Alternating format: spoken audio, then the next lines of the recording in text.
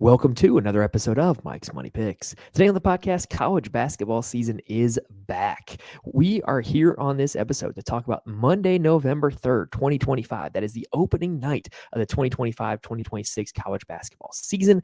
And we have got an 8-game slate on DraftKings that we are here to break down. If you have never been with us before, we're going to cover every single game that is on the DraftKings main slate for November 3rd. And we're going to tell you what you can expect from each game, as well as who needs to be in or out of your DFS lineups on this slate, as well as any leans if you're looking to bet some player props or sides and totals here on these games. And we're hopefully going to do it in a way that is efficient, time effective, and hopefully pretty entertaining. And we'll keep you coming back for the rest of the college basketball season, which reminds me, make sure you're subscribed. That way you can be with us for the rest of our college basketball content all season long. I hope to have an episode for the Tuesday night slate, which should be pretty good, given that my Texas Longhorns are in action against Duke. And then also, we are primarily a college basketball show or college football show right now, covering every single college football slate. So if you're interested in that, obviously if you subscribe, you'll know when those drop. But yeah, we're going to cover every single college basketball slate that we can get to. And usually by the time Thanksgiving rolls around, we're generally on pretty much every single college basketball slate. So really looking forward to diving in, really looking forward to this season started. If you're new, welcome. If you're returning, let's go ahead and get right into it. All right, so game number one is Quinnipiac taking on St. John's. KenPom has this game projected to be 90-65 in favor of St. John's. That is a 25-point spread. That is a game total of 155 points. Makes St. John's one of the highest implied totals on the slate. And it's easy to see why. Quinnipiac ranked 14th in the nation in tempo last year and 154th in defensive efficiency, and they returned the same coach and some players. That makes them a really solid matchup in terms of fantasy scoring because you're going to get a lot of possessions, right? Now, their starting lineup. Now, this is just conjecture. This is just projections. I have looked and tried to find exhibition box scores, season previews, using the stats available for free at barttorvik.com, trying to find these projected starting lineups. I'm not going to bat 1,000 on these, but this is just everybody who I can gather will be the starters based off the information that's available to me. It will be Amari Monroe, Jaden Zimmerman, Asim Jones, Grant Randall, and Spence Owewe. I hope that's how you pronounce it. Expected bench contributors are going to be Keith McKnight, Braylon Ritvo, and Samson Riley. And apparently Keith McKnight is a wing, Ritvo is a big, and Samson Riley is a catch-and-shoot guard. Bartorvik also has Latif Patrick and Nate Guarangamba as expected contributors. Guarangamba is an interesting one. He was a big-time recruit that kind of flamed out at UMass. So maybe there's some juice left to squeeze there. He's only 3,500. I think that's kind of like a high-risk, high-reward play. But on this slate, there's much more slam dunk value plays. We're going to talk about a lot of those. So for this team, expect Amari Monroe to be the team's best player. He was the team's best player last season. He led the team in usage rate, scoring, rebounding, and steals. Quinnipiac played a very soft schedule last year. In fact, St. John's was the only top 70 KenPom team that Quinnipiac played all season. And in that game, Amari Monroe put up literally his season low in DraftKings points, 14.5. I don't think that that's going to be the case here. I don't think he's going to go that low again. But obviously, this is not an ideal matchup. It's hard to envisioning him getting a lot of DraftKings points scored against St. John's because St. John's is a tough matchup. They ranked second in defensive efficiency last year. So this is not the best matchup for Amari Monroe, even though season long, I do think this is a really good play. A really good spot. It's going to put up a lot of fantasy points more often than not when he's on the slate. The other two guys I do think I want to mention are Asim Jones. He is a transfer from Florida International. He is likely to be the team point guard, 21% usage for FIU last year, 17.5% assist rate. He was able to put up a lot of assists in not a whole lot of time last year. Really, as the season went on, he really progressed and put up more. But again, St. John's, not the best matchup. Jaden Zimmerman is also a guy that they're really excited about. He's a preseason all MAAC player. It was MAAC newcomer of the year last year. I'm saying MAAC because it does have two A's in it, not used with the MAC, the Mid-American Conference. 20% usage rate for Zimmerman last season, $4,700, not an unreasonable price tag, but I do think there is better value plays out here on the slate. So let's go ahead and talk about St. John's. So St. John's lost a lot from last year. Last year's team, like we already mentioned, ranked second in defensive efficiency, and they were 56th in tempo. 58th in tempo. So this is a team that's going to get up and down, and this is a team that is probably going to score a lot of points here on this slate. Like I said, that 90 point is going to be a lot of points to go around. The projected starting lineup is Oziah Sellers, Josen Sannon, Bryce Hopkins, Dylan Mitchell, and Zuby Ejiofor. The players that are expected to come off the bench are Ian Jackson, Dylan Ling, and Ruben Pry. I'm not very hopeful about Ruben Pry, though. So let's talk about the other guys. So basically, last year, St. John's had some really good guards. Kadari Richmond, Davon Smith, and RJ Lewis, right? And they've got to replace those three guys. They've got to replace a combined 70% in usage rate from those guys last year. So the question is where is that usage going to go? I think there's a chance that some of it could go to Zuby Ejiofor. He only needed 22% usage rate last season to put up 31.5 DraftKings points per game. And he is a guy that if his usage rate increases a little bit, he's already a great rebounder. And this is not a bad spot against Quinnipiac. Now, I will say, as far as small major teams go, Quinnipiac is not small. This isn't a team where Zuby is just going to show up and look like a giant and be able to dominate everybody. But if he is able to kind of soak up some of that usage left by the vacated guards, then he could very well hit for this price tag. The guy that I'm the most interested of is Bryce Hopkins. He averaged 33 DraftKings points a game last season at Providence before getting injured. He was also quite good at Providence the year before getting injured. Just kind of had a rough go of injuries the last 2 years, but he is now $8,000. And he is a stat sheet stuffer. He can really fill up a stat sheet with scoring, rebounding, and assisting. He can kind of operate as a little bit of a point forward or a break starter at times. That makes him a guy that can accumulate fantasy points a lot.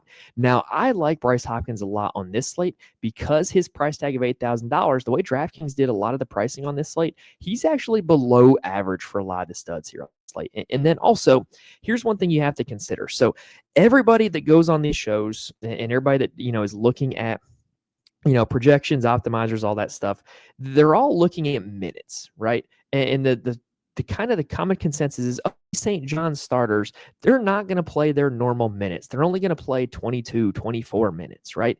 But what you have to think about is not in terms of minutes, but in possessions. So Quinnipiac is a team that is going to push the pace. St. John's is a team that is going to push the pace. That means that if they're only playing 24 minutes in this game environment, they're probably going to get more possessions than if they played 24 minutes in the Houston-Lehigh game that is going to be played at a snail's pace. And more possessions leads to more rebounds, more assists, more points, more fantasy points. So 24 minutes in this game is going to go further than 24 minutes in the other games because of the tempo that these teams play at. And Bryce Hopkins really fill up the stat sheet in a myriad of ways. And so that just gives him more outs to get home, even if he does only play about 24 minutes. I just like this spot for Bryce Hopkins. And like I said, I think having to replace a lot of the production from the guards, I think Bryce Hopkins is a natural candidate to do that. Because I'll be honest, I am kind of worried about the other guards on this team. Dylan Darling is a big-time transfer up from Idaho State. I think he's priced for last year's production, not what he's going to do this year. Ian Jackson is a transfer from North Carolina. He's quite talented, but man, he was an enigma last year. You never knew when he was going to go off, what he was going to do. And he's really just kind of a scorer. He doesn't really do a whole lot in the peripherals. It's really hard to get home in DFS when you're not a big peripheral stat guy and you're priced at $8,600.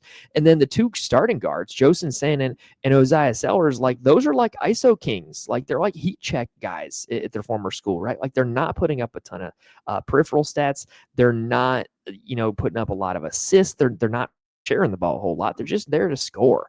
And so I don't really think that it's an optimal situation for either of the two of them, to kind of be lead guards in this offense at 6,300 and 5,400. It's kind of probably going to be a wait and see approach for me on this St. John's side to see which one of them kind of ends up taking over the point guard role. But like I said, I think there's a big opportunity that a lot of this offense is going to run through Bryce Hopkins. Also, don't discount Mitchell. He's a veteran. He's played at Cincinnati and Texas. He is an elite rebounder. The one thing that worries me about playing Zuby is that now he is in the front court with Dylan Mitchell. He's not in the middle of like a 4-guard lineup like he was last year. So I do think that Zuby's rebounding rates could be down a little bit. But like I said, Zuby, he had 6 assists against Michigan. If his usage rate is up, he could hit home at that $9,300 price tag. But my favorite on the St. John's is very clearly going to be Bryce Hopkins. All right, now let's go on to game number 2. This is the game of the night. Like I got to be honest, I don't know how DraftKings picks the games for slates like this where it's just like high major team against low major team and there's like 30 variations of it and somehow they picked 8. I do is a good slate size, right? I do like that they did 8 and not like a 12 or bigger slate on opening night. Definitely made it less time to research, right? But this is a game that is going to be on every single slate. It's on the FanDuel slate as well. This is the game of the night. Florida taking on Arizona at a neutral site in Las Vegas. KenPom has this game as 84-79 in favor of the Gators. For Florida, they were super balanced last year. They ranked top 6 in both offensive and defensive efficiency and 57th in tempo. Whereas Arizona ranked 38th in defensive efficiency and 49th in tempo. So this is another game where both teams are going to look to push the tempo. And unlike the first game, both teams should see their starters play full minute loads because we expect this game to be quite close between two teams that are competing for a national championship. Now, the problem is that whereas St. John's had guys that are kind of easy to project for the starting lineup, there's some mystery here in this slate, or in this game. For Florida, Boogie Fland, Xavier Lee, Thomas Houck, Alex Condon, and Ruben Chignello are their projected starting lineup. The question mark for this team is where does the usage go from the 3 guards who left last year, Walter Clayton Jr., Will Richard, and Elijah Martin? Boogie Fland, big-time recruit coming over from Arkansas, absolutely could be that guy. He's priced up like he's going to be that at $8,700. We also don't know if he is going to end up playing in this game. He did not participate in the secret scrimmage against Illinois, and we don't really know what his situation is, what his health is. So there's a situation he does not suit up. If he does not suit up, then what is very likely to happen is Xavier Lee ends up taking a huge usage role. Xavier Lee is coming over from Princeton, where he was just a stat sheet stuffer last year. 17, 6, and 5 was his average, 37 DraftKings points a game on average.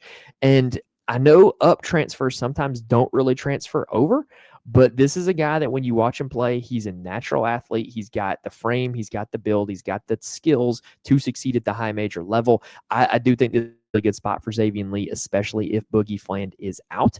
The guy that DraftKings seems to think is going to be making the jump, though, is Thomas Houck. So last year, Thomas Houck came off the bench for Florida, and he played the 4. This year, he projects to be a starter, and he projects to play the 3. So the question is, what is that going to do to his usage? He was not a supremely high usage player last year, but he was pretty good. Like, if you watched him play, the guy can play, right? He can shoot, he can stretch the floor, he's a good athlete. Is this move to the 3 going to turn Houck into like their guy offensively? I think there's a chance, but I also think there's a chance that they just run the offense through Fland and Lee. So Thomas Houck up there at $9,000. I'm not the biggest fan at that price tag. Is there a chance he is able to make the jump and pay that off? Yes. Is there also a chance that it can fall flat on its face? Also, yes. Alex Condon's a little easier to like, but still, nothing in what Alex Condon did last year is indicative that he should be priced at $8,700. He averaged almost 28 DraftKings points a game. That should indicate that he should be priced around $7,000 because you really want 4x value for your salary, right? So I don't think this is the best price tag for Condon. However, he's a freshman. He probably hit the weight room, got a lot bigger, stronger. And, if he's able to come out here on this slate and play well, then he could probably pay off that $8,700 price tag. I'm not the biggest fan of it. My exposure to this Florida team is probably going to be with Boogie Fland and Xavier Lee, and particularly if Fland is out. And I do think if Fland is out, I do think that opens the door for Urban Klavshar to be the starting guard in place of Boogie Fland. Now, that is conjecture, though. I don't know who it actually will be. That would just be my guess based off of everything I've seen. All right, Arizona. This is a really tough team to project because they've got a lot of freshmen, right? Their projected starting lineup would be Jaden Bradley at the 1, Braden Burries at the 2, Dwayne Aristode at the 3, Anthony Aristode would be the 4, Del Orso would be the 3, Koa Pete at the 5, but also at the same time, they've got returning big-time contributors in Tobe Awaka and Mateus Krivas. And so I just don't really know what to expect. They've also got a freshman, Ivan Karchenkov. Holy crap, that's hard to say. Ivan Karchenkov. He's at $3,000 as a freshman. He is going to play a role. You're getting a guy at $3,000 that's probably guaranteed to play about 15 minutes. That's not a bad option on this slate, in my opinion. I think from the best option, but he's also far from the worst. So, yeah, this is a big wild card with this Arizona team in terms of who actually ends up starting, who actually ends up being the best players, right? Koa Pete is a freshman. You used to get on these DraftKings slates that were season openers and the like, the freshmen will be super underpriced, right? Because you didn't really know how to project them. Whoever was making the price, whoever was doing the algorithm you didn't know how to quantify freshmen. Well, that's not the case anymore. Cole Pete's up here at $8,600. Braden Murray's is up here at $8,100. I don't really know how many minutes either of them is going to play. I don't know the role that either of them is going to play. That makes them really hard to click at a price tag of over $8,000. I would much rather be comfortable and play the guys that I know from Arizona, like Jaden Bradley, who is going to play full minutes because he's one of the best perimeter defenders in college basketball, and he is likely to see a big-time usage bump because he now no longer has to contend with Caleb Love in the backcourt. And also, I think that he's really the only true point guard for this team now. Burries is not a true point guard. Del Orso is certainly not a point guard. None of the freshmen really appear to be true point guards. So I think Bradley's going to have to handle a ton of the ball handling duties, which should be good for him at a price tag of $7,900. He's absolutely a guy that's going to be in my player pool. And then you've got the returning bigs of Awaka and Krivas. And I've got the same gripe with both of them. Both of them are very productive fantasy point per minute players. They just didn't necessarily always play the most minutes. And so that kind of becomes the same question mark here is, hey, how many minutes are they going to play? If I knew that I was going to get 25 plus minutes out of Mateus Krivas, he would be a big part of my player pool, but I can't guarantee that. And so really for this Arizona side, my main interest is going to be in Jaden Bradley and maybe taking some dart throws at Karchenkov at $3,000. All right, next up, we got Boston College taking on FAU. This one, KenPom has projected 77-75 in favor of Boston College. That is a game total of 152. Now, this is an interesting situation. I really think that it's not because of the fact that either of these teams are expected to be very good defensively. Boston College last year was 187 in defensive efficiency, 213 in tempo. FAU was 209 in defensive efficiency, 93rd in tempo. So it's a little bit of a pace up for Boston College, but neither of these teams' defenses are all that great. For Boston College, I think that this is going to be one of the worst teams in the ACC. I don't think that this is a ACC caliber roster when I look at it, and I think this team's going to be pretty bad. If the spread has Boston College favored, I'm going to be looking to take FAU money line, especially considering they're at home. I think this is a really good spot for FAU. So for Boston College, their projected starters are Donald Hand Jr., Chase Forte, Jason Asamoah, Fred Payne, and Aiden Shaw. And they will also play big-time Bowden Kapke and Jaden Hastings off the bench. Those are really their two big bigs. Aiden Shaw is also a big, but he's not the biggest guy, whereas Kapke and Hastings are big guys, right? So I do think that both of them are going to play roles. Whether they're going to play enough minutes to pay off that price tag, to be seen. I don't think FAU has the strongest front court, so maybe playing some of the bigs here for Boston College, like Kapke, Shaw, and Hastings, does have a little bit of upside, but you still have to which one. That kind of lies the problem, right? Like you don't want to play this situation when you don't know who it's going to be, but you think the matchup might be pretty good. Now, for the other guys, Donald Hand Jr. is their best player. He was Boston College's best player last year. Had a 24% usage rate last year, put up 23 and 9 in an exhibition game against UConn. That's a pretty good sign considering FAU is not going to be the defensive team that UConn is.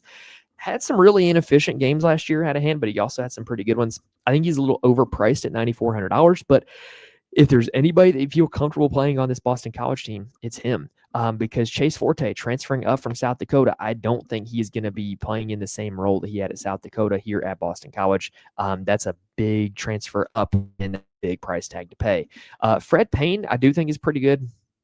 Last year, watching this team, watching Boston College, the times I did, I'm like, why doesn't this guy play more? Well, why start? Why doesn't he have the ball in his hands more often? Now he's going to have to do that. He's $5,600 for Boston College. If you want to take shots at the bigs, you can. Hand and Payne are really the only guys you can feel comfortable with playing, though. On the FAU side, this is what's really interesting. We got our first big injury of the slate. Well, I guess Boogie Fland was one as well. Nicolo Moretti would probably be this team's best player if he was active for this game. He did not play in their exhibition against Florida Tech, which was Thursday, right? So not that long ago. I don't think he's going to play in this game. Just my guess. And if he doesn't, what you're going to get is you're going to get a starting lineup of Kanan Carlisle, and then Isaiah Elohim, Devin Williams, who will be their big, Devin Vanterpool, who will be like this wing scorer. And then Moretti would be the fifth starter. So I don't know who that fifth starter is going to be if Moretti is out. That's one piece of information I can't really figure out. So Let's start off. Let's go descending price tag. Vanderpool, just a scorer, from what I can tell, did score 22 in the exhibition over Florida Tech, but he doesn't do a whole lot of the peripherals. That's going to be really hard for him to get home with value. Elohim did start in the exhibition, 8-4-3 in a steal. That's a way to fill up a stat sheet, but he's not going to be a high usage player. The guy that's going to have all the usage is going to be Kanan Carlisle. He was very much an afterthought at Indiana. But when he was at Stanford, this was a guy that is a true freshman, pretty much took over the Stanford offense and had some massive games for them, won some people a lot of money in DFS when he was very cheap in doing that. It's going to be Kanan Carlisle season again if Nicolo Moretti is out. And I think, in fact, I'm going to go ahead. One thing I want to point out on this slate is just how many really cheap options you can feel really good about. I'm going to go ahead and put Kanan Carlisle up there. Like, if Nicolo Moretti is out, Carlisle is going to be asked to lead this offense. He's going to be asked to do a lot. He's a guy that can do a lot. He's a decent player, lightning in a bottle offensively. I think that he is going to be a very, very good play as long as Moretti is out. And then we mentioned already, Devin Williams is this team's big. He's young. He's not that big, but he's only $4,300 on DraftKings, and it's not like Boston College has the vaunted post defense. So I do think that Williams could be in play. Let's see if DraftKings has any kind of news about some of these guys. Max Langenfeld played 19 minutes off the bench. Amar Amco. He came off the bench, but he scored 17 points in the scrimmage. Yeah, that doesn't do a whole lot to change my opinion. I think Carlisle is the guy you want on this team. If Moretti is out, Vanderpool and Devin Williams become playable. All right, game number 4, and we don't have to spend a lot of time on this one. It's Lehigh taking on Houston. KenPom has it as 86-54 in favor of Houston. That's a game total of 140 points, which is the lowest on the slate. Reason why is because Houston just kind of takes teams and puts them in a stranglehold. They rank first in defensive efficiency last season and 359th in tempo. They are literally the worst possible matchup in DFS. They are going to play elite defense, borderline fouling, and they are going to really slow the game down. Pretty much, I wish I had some exact numbers, but it seems like when you play Houston, you cannot expect to score your average of DraftKings points. Lehigh themselves is not a good matchup either. Well, actually, I guess they are a good matchup, but they're not going to look to speed the game up. They ranked 258th in defensive efficiency last year and 180th in tempo. So it's not like this is like some supreme matchup for Houston. The projected starters are Whitlock, Hank Alvey, Joshua Ingram, Bube Moma, and Edouard Benoit. The other guy I will mention is this guy, Vasquez, Jalen Vasquez. I couldn't find anything about him like entering the starting lineup, but he was apparently a really good NAIA player last season. Could there be something there? Maybe, but he's going up against Houston, y'all. And I don't really want to target Houston. Nasir Whitlock was this team's best player last year. He's going to be this team's best player again this year, but I don't want no part of him going up against Houston. That's just my honest opinion. Speaking of Houston, let's talk about them. So their projected starters are Milos Uzan, Emmanuel Sharp, Isaiah Harwell, Joseph Tugler, and Chris Sinak. So let's go ahead and talk about them. So the problem with Houston and DFS is that these guys are not going to play full minutes, and they play so slow. So there's just not a whole lot of possessions. And so the only way that somebody on Houston is going to put up a lot of DraftKings points is if they have just this incredibly high usage rate, or they have this really hot shooting night, or they have this really big peripheral night where they get a lot of steals and a lot of blocks, right? It's really hard to target these Houston guys in DFS, particularly in these games. We saw last year in the NCAA tournament that they put up a lot of DraftKings worthy performances, even against like the 16 and 8 seeds that they were blowing out. So the guy that we hit the most comfortability with here on this slate is Uzan. He is the point guard. He is the guy that runs the show. He's pretty good with his peripheral stat rates. But again, is he going to play enough minutes? He's going to have enough usage to pay out the $8,500 price tag? Probably not. Emmanuel Sharp, I will not play in DFS, especially at $8,000. This is a catch and shoot wing that doesn't do a whole lot other than catch and shoot, and he'd have to make about 8 threes for me to feel pretty good about playing him, and that's probably not going to happen. Way too expensive in my opinion. Joseph Tugler was pretty solid for them last season. The only problem is that the guy's literally a foul magnet. He fouls a ton, and so that generally limits his ability to play max minutes. He's an elite defensive player, not a high-usage offensive player. Now, the argument is, well, now that Juwan Roberts is out, now Tugler can be a better offensive player. Okay, well, they got Chris Sinak, the 5-star freshman, who is kind of filling in that Juwan Roberts role. I would be really interested in him if he was not $9,200. the presence of Snack to me makes Tugler a really hard play because I don't expect Tugler to take a leap forward in usage or in minutes unless he learned how to stop fouling. So it's just really hard to be interested in those guys. Harwell is going to start, but you can make an argument that you almost want the bench players on this Houston team, and Kingston Flemings is the point guard that's going to come off the bench. Mercy Miller is another guard that's going to come off the bench who, when he played minutes last year, was pretty good. So I don't mind the idea of getting to one of those two guys, but really, I don't really think fading Houston is going to cost you a whole lot of money on this slate.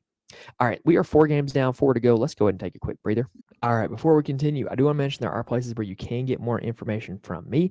First off, you can follow me on Twitter at Mike's Money Picks. It's where I tweet out all updates for the show, as well as if you're ever just have any questions and want to reach out to me on Twitter. I'm more than happy to answer. I'm also in the Fantasy Corner Discord. Link is in the description on YouTube as well as on the audio feed. The Fantasy Corner Discord is a community of a bunch of really good and really smart people who play DFS for a lot of different sports. The college football and college basketball chats in particular are always jumping. People in there bouncing ideas off each other, talking strategy, talking lineups, talking injury news as well, which is great to crowdsource and have help on that from. So if you're just looking for a community to be a part of, or just looking for a bunch of guys to talk sports with, it's a great place to go. Cannot recommend it enough. And if you want to know who actually makes all of my college basketball DFS lineups, head on over to the Patreon, patreon.com/Mike's Money Picks. I've got plans for both college football and college basketball. And if you want to know who's in my DFS lineups, that's where you go. I have an article for every single day of the college basketball season where I profile my core plays as well as a write-up why they're my core plays. You're not only just getting a list of plays, but you're getting the information from somebody who knows what they're talking about with this stuff. I'm not going to just sit here and guarantee that you're going to win thousands of dollars by plugging those guys in. It's not that simple. But what I can guarantee is that you can take the information, use the plays, and help get better at college basketball DFS. All right. Let's now transition over to game number 5, which is a much better one to target. Jackson State taking on Illinois. KenPom has it as 93-65 in favor of the Illini. That is a game total of 158 points, but this is a much better one to target than the Houston game. Like, honestly, in terms of high major teams, Illinois is not a bad target. They're ranked 40th in defensive efficiency and 17th in tempo. So you're getting a lot of possessions with a team that is good but not great defensively. So I think you can play some guys on this Jackson State side. Jackson State last year ranked 180th in defensive efficiency and 118th in tempo. So this is a team that will speed it up a little bit, but they're not a great defensive team. They were one of the best teams in the SWAC. Honestly, they probably should have won the SWAC, if we're being honest. Their starting lineup is Deshaun Ruffin, Dorian McMillan, Jamie Mitchell, Kevion Hunt, and Kobe Butler. So Kobe Butler is a freshman. He's 3K. He started in their scrimmages and exhibitions. I expect him to start in this one. The Illinois front court is quite formidable now, though, is the only issue. Deshaun Ruffin is their best player. He was their player last year. He's going to be their best player this year. 28% usage rate last year, 28 DraftKings points a game. I would not think anything different. Like, he led the team in scoring in their exhibition against Southern Miss. This is a former P5 player. He did start his career at Ole Miss before transferring to Jackson State. So I do think that this guy is legit. He's good. He is going to play a ton of minutes. He's going to take a ton of shots. $5,700. I'm comfortable playing him, even though the matchup on paper is not that great. The other guy I really like is Dorian McMillan. So he's only $4,000. He's the team's second best player by far, was the team's second best player in their exhibition. And that's just a pretty good price tag for a guy that's going to play a ton of minutes and going to take a ton of shots. Like, this team really doesn't do a whole lot offensively outside of their stars, and their stars are Ruffin and McMillan. So those are the two guys that I'm going to be looking to play here on this one. If you want to chance it and take a chance on Kobe Butler at 3K, you knock yourself out, but I don't know if I'm going to get there or not. I really think this slate is going to be about mixing and matching like the high price plays with the low priced value options. And I just don't know which one of those, which combinations of those is going to end up panning out, right? Like, there's a ton of these 3K value plays that, especially more, we're going to talk about, and you just don't know which one it's going to be. So mixing and matching the right combination might be the answer. All right, so for Illinois, their projected starters are Kylan Boswell, Keaton Wagler, Ben Humrichhaus, and then the Ivasic brothers, Tomislav and Zavonimir, right? So for this one, Andrei Stojakovic is a big-time injury that we need to know about. He is listed as a game-time decision. He did not play in their secret scrimmage, did not play in that secret scrimmage against Florida. And then we've also got news that Mihajlo Petrovic and Ty Rogers are out. Also, for the record, I don't know what's up with Brad Underwood. There's a ton of Eastern Europeans on this roster. Half of them end with itch. So this is like a very Eastern European team. It's very interesting. But anyway, for this team, if Stojakovic is out, what that's going to do is that is going to lead a ton of minutes and a ton of usage to two newcoming guards, Brandon Lee and Keaton Wagler. Both were quite good in the exhibitions / secret scrimmages, as far as I can tell. And they're both going to play quite a ton if Stojakovic is out. So if that's going to be the case, then you can fire up both of them with a fair amount of confidence. And so I'm going to go ahead and put both of them up here on the board as low price value plays that you can go with. And that's not even heading to the big positions yet, because for Illinois, Tomislav Ivicic, I'm going to call him Big T, he was in and out of the secret scrimmages. He missed one because he got his tonsils removed. So is he going to be in shape? Is he going to have minutes restriction in this one? I don't know. His brother Big Z is as inconsistent as they come, never plays full minutes, but certainly can fill up a stat sheet. And so what you end up with a situation here is where David Mirkovic could end up being a really good option at $3,900. He's a guy that is probably going to come off the bench, but that does not matter. He is a guy that can really fill up the stat sheet. He did in the secret scrimmages. Now, that was obviously with one of the Ivicic's out, but I do think that this is a guy that could put up a lot of DraftKings points at $3,900. And this is a situation where, hey, if your argument is, well, Illinois is going to blow him out, well, this is a guy that could be on the floor at the end of a blowout. The other guys that I will mention, Ben Hummerkaus, not going to make my pool. He's a catch and shoot player. I don't play catch and shoot players at 6,600. And then Kylan Boswell at 8,400, I do have some interest in. This team does have to replace the production at the guard position from Kasparas Giacochonis.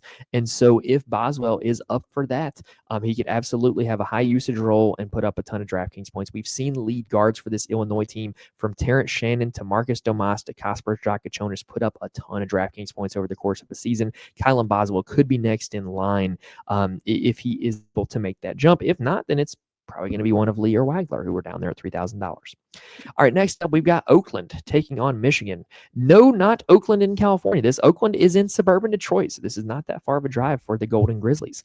KenPom has this one projected to be 87-64 in favor of the Wolverines. That's a game total of 151 points.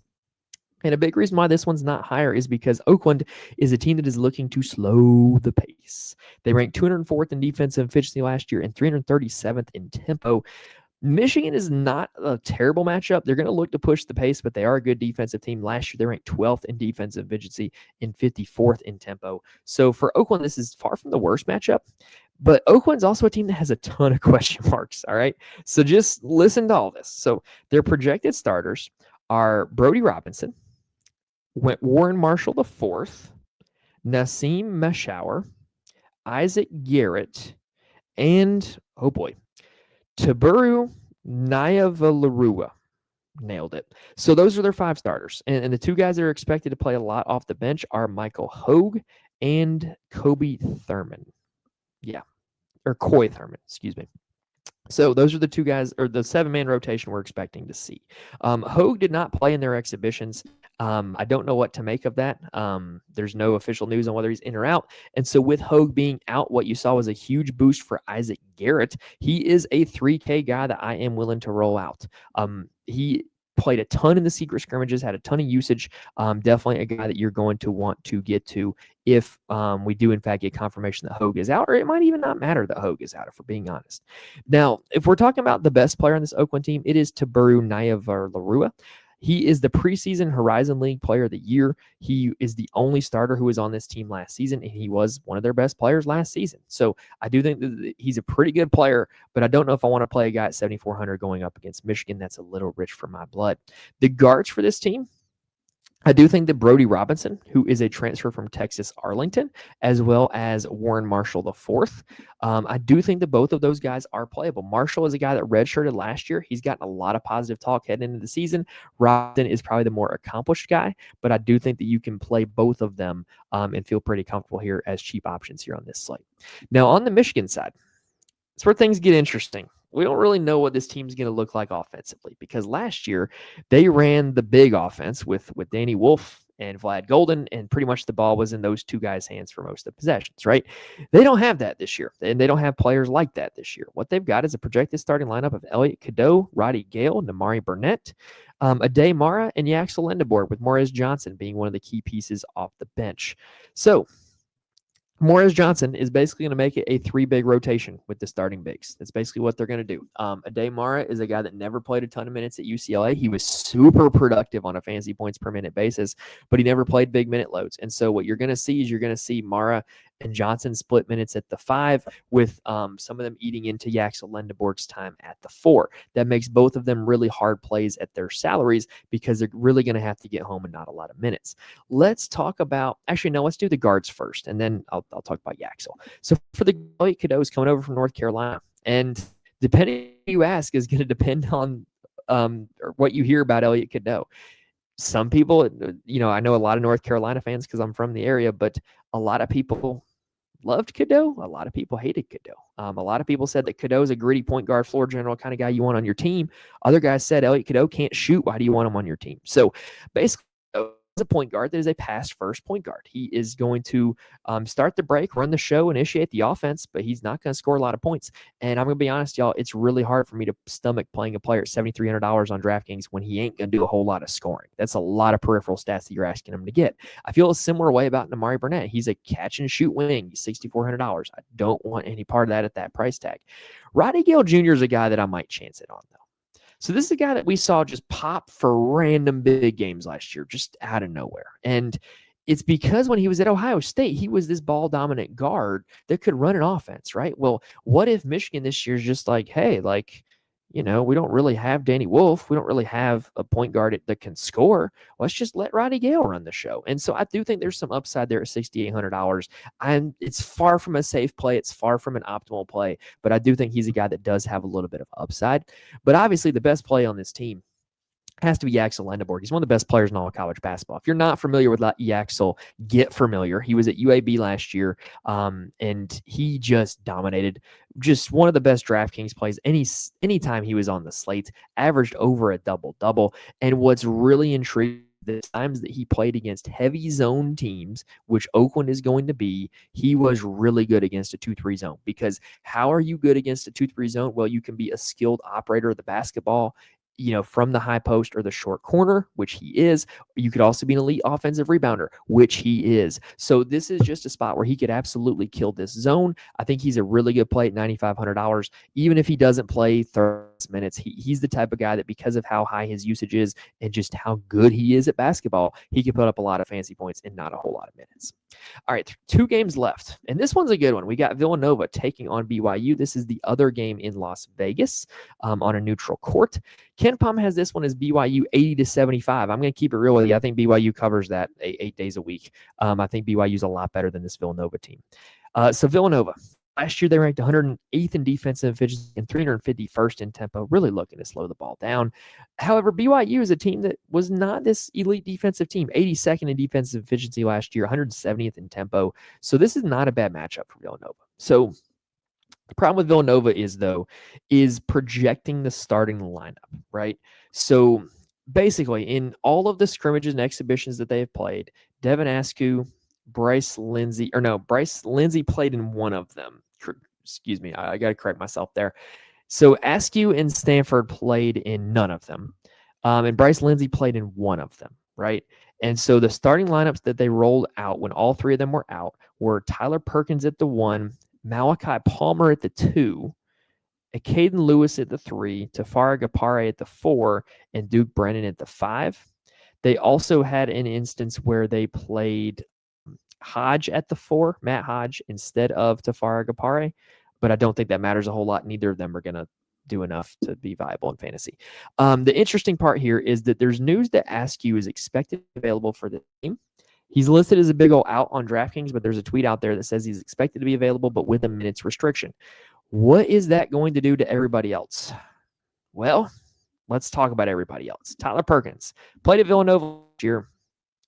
Not a high usage player, really good runner from the guard spot. Not really a true point guard, not really an elite scoring option, not a high usage guy. 14% last year usage rate. I don't think he's worth $6,700 with Askew in or out. Caden Lewis is a big-time recruit freshman coming in who is a guy that we've seen in the box scores for the secret scrimmages and exhibitions. He can score it, and he's also big enough and to get some rebounds, and he can also distribute it a little bit. I like him at $6,500. I think this is a pretty good spot for him. Whether Askew is in or out, Askew is not going to play the same position as Lewis, so I do think that those two are kind of independent. Now, Malachi Palmer is the big wild card here. He played a ton in the exhibition when all those guards were out. So if Askew is back or if one of the other two is back, that's going to eat into his minutes. That's going to eat into his usage. And what looked like this slam dunk easy 3K play now becomes maybe not so elite, right?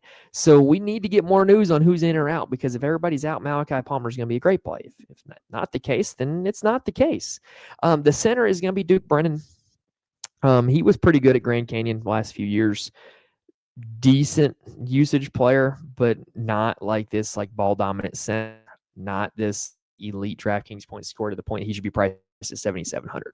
Just my opinion. All right, let's talk about BYU. This is a fun one. So BYU has some of the biggest names in college basketball now. Like, this is a team with the legitimate national championship aspirations. Their starting lineup is Robert O. Wright III, Kennard Davis Jr., Richie Saunders, AJ DeBansa, and Keba Keita. So let's go ahead and let's go in order, because I don't think that there's a whole lot to talk about from a bench. Dawson Baker should be a contributor off the bench, as well as Mihail Boskovich. Not really a lot else there. Let's go in order. 1 to 5. Robert O. Wright, transfer from Baylor. Pretty solid point guard for them last year. He's at $7,800. I think that's a little too expensive. I don't think his usage rate is going to be that high on this team. Kennard Davis Jr. is kind of in a similar boat, but he's only $4,300. He's a transfer from SIU who was a high usage player there, really good player there, filled up the stat sheet, averaged almost 30 DraftKings points a game. He's only $4,300. His role is not going to be big on this team. I don't mind taking shots at him, though, because he is a starter. He is going to play a ton of minutes, and he's only $4,300. Then you've got Richie Saunders, who was one of this team's best offensive players last year, really ended the season strongly, 3 of the last 5 games over 36 DraftKings points, and he is shooting the ball a ton in these exhibition games. He's $9,100, which is going to keep people off of him because everybody's going to want to play AJ DeBansa. So like last year, remember opening night, how Cooper Flagg was going up against Maine and everybody and their brother played him? I think it's going to be a very similar case to AJ DeBansa. He's that level of talent, that level of recruit, and he is in a situation where he is at a high price tag, but he absolutely can pay it off because he's very physically gifted. He's going to have a high usage rate. He's going to be able to put up peripheral stats. A lot of people are going to be playing DeBansa. Nobody is going to be clicking Richie Saunders because everybody's going to be clicking DeBansa. So I do think Richie Saunders is a very viable GPP pivot if you're looking to reduce ownership. I do think apples to apples, DeBansa probably more often than not outscores Richie Saunders. But, if you're playing the ownership game, if you're playing the game theory game, Richie Saunders be a guy to go to. I have some interest in Keba Keita as well. I didn't think I would at first, but now I do. This is a guy that was a very good fantasy point per minute player last year, averaged over 1 fantasy point per minute. And he just never really played all the minutes because BYU had all these options at the center position, right? Now, doesn't really look like they have that many options at center. So if Keba Keita plays 30-plus minutes, especially against this kind of undersized Villanova team, he could smash. He's a guy that can block a lot of shots, very high block rate, very high rebound rate. I definitely think Keba Keita is a guy worth a look, especially in GPPs. All right, last game of the night is going to be Eastern Washington taking on UCLA. This is an ugly game. I don't know why the DraftKings felt the need to have this game starting an hour later than every other game on the slate. But, I don't know. It's UCLA. This UCLA team, it's probably going to be pretty fun. So Kent has projected to be 87-62 in favor of the Bruins. That is a game total of 149 points. Eastern Washington's a really good matchup. They ranked 305th in defensive efficiency last year, 206th in tempo. So this is a team that is just not going to provide a whole lot of resistance. This is also a team that is really difficult to project their starting lineup, all right? So there's a lot of not great information out there about this team. How I would project it from everything I have seen would be Isaiah Moses, Johnny Radford, who is at $3,000, Tyler Powell, who started in their most recent scrimmage, Alton Hamilton IV, who is only $3,000, and then Emmett Marquardt, who is $5,400.